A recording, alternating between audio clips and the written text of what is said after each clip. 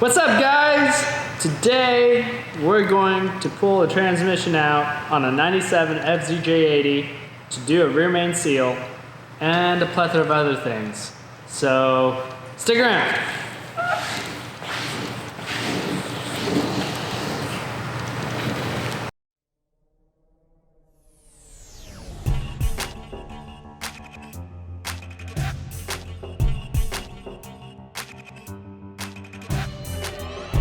I have to build it all. And it's gonna be hard. I'm gonna have to be nice about it. All right, on a serious note, we have an intro now. I'm trying it out. It's just a thing we're gonna work on over time. But we're gonna go ahead and pull the transmission out of this. And the first things first that we're gonna have to do is kind of isolate the transmission to get it ready to pull out. I usually like to pull them out with a transfer case attached because I have the big transmission jack to get the job done. And on the other thing that we need to do to this is he's got a lot of slop in his steering gearbox, so we're going to be pulling that out as well and getting it rebuilt. So first things first, I'm going to pull dry shafts out and then we'll get back to it and I'll show y'all what else I have to do to isolate the transmission. Oh, and then also real quick guys, before we start tearing really into the transmission, we need to make sure we unhook the battery because one of the things we're gonna have to mess with is the starter. And the last thing you wanna do is ground the starter off to the frame or something and then make a fire. Unless you're into that kind of stuff, then you know, you do you. But yeah.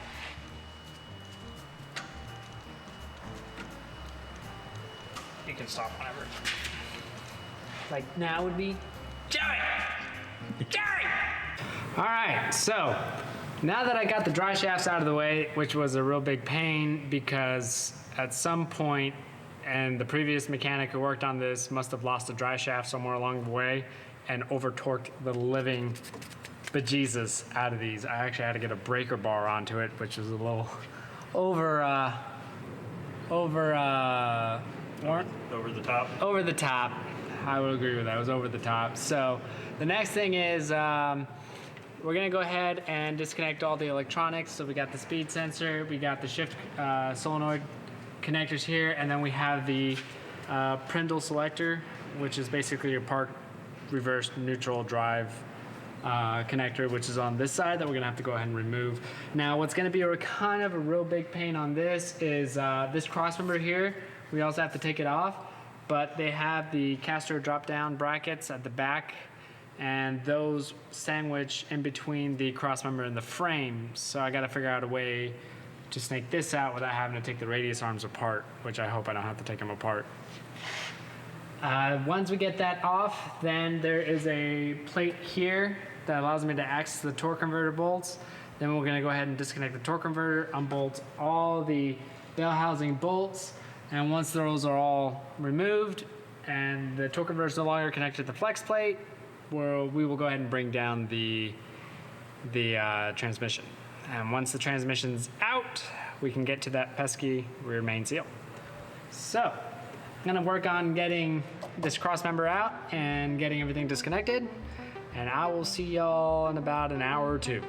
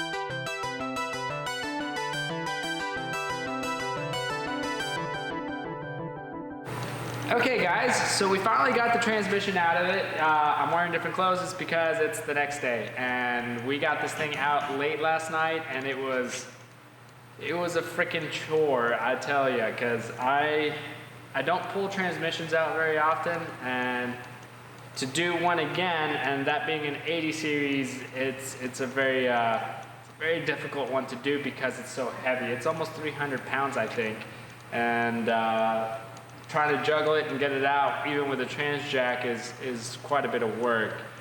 So the next thing we're going to be doing is I'm going to go ahead and pull out the torque converter, and we're going to take a look at the torque converter seal, make sure everything's okay. And then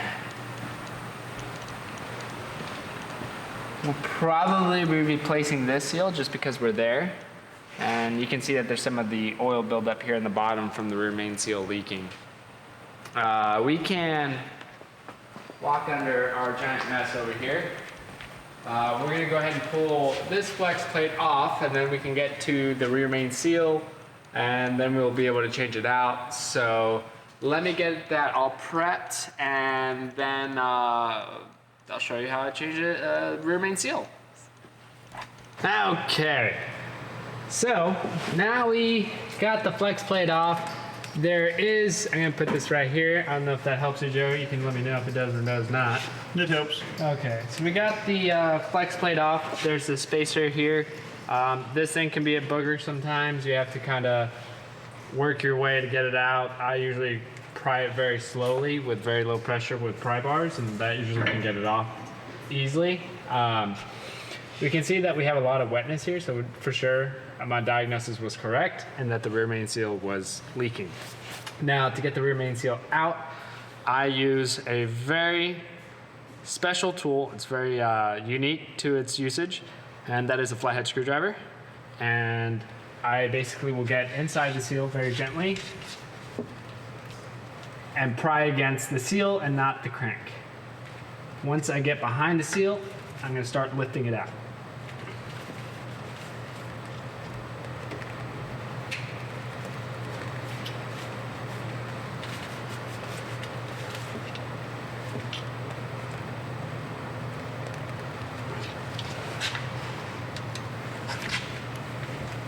Unfortunately, the screwdriver is too small. Give me 1 second.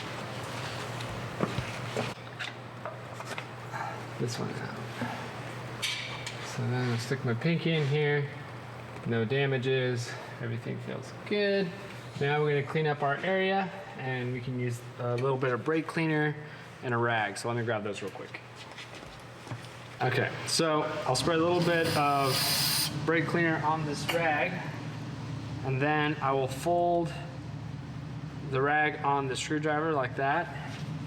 And essentially what I'll do is I'll go in this channel and I'll do a circular motion to get all the dirt and debris out of the way. Now we have a nice clean mating surface. We're gonna grab our new rear main seal. It's tight in here. It's tight in here. And Joe, you can let me know if I'm getting too close or too far. So, all right, so right here, this is where the crank will sit and the sealing action happens. And we're gonna put a nice light film of oil on the outside to help it seal. And then we're gonna go ahead and put a little bit of grease on the inner channel so we don't burn up the seal the first time we run it. So let me get that prepped real quick, and then we're gonna put this baby in. Next thing is I grabbed Jimmy, our little ball peen hammer, and this is what I use to install seals, because it's not big enough to do a lot of damage, but if you're really good with your hands, you can work that seal in really well. So I usually will stick it at the top, and I'll rotate the seal around to make sure I get a good a good seat on the seal, and I'm not rolling the lip over the crankshaft. and I'm just barely tapping the seal with a hammer, with the ball peen hammer. All right, guys, this is going to conclude part one of this job here. I don't really have, or I didn't have the time to really record every single detail. I was on a time crunch and I really had to put this thing back together as fast as possible. We do have a couple other things that I had to get done that were not part of this truck. So sorry if there's some like missing segments, but I'll try to work on that. Other than that, if you like what you see, hit that subscribe button, click the little bell icon, and I will see y'all on the next episode.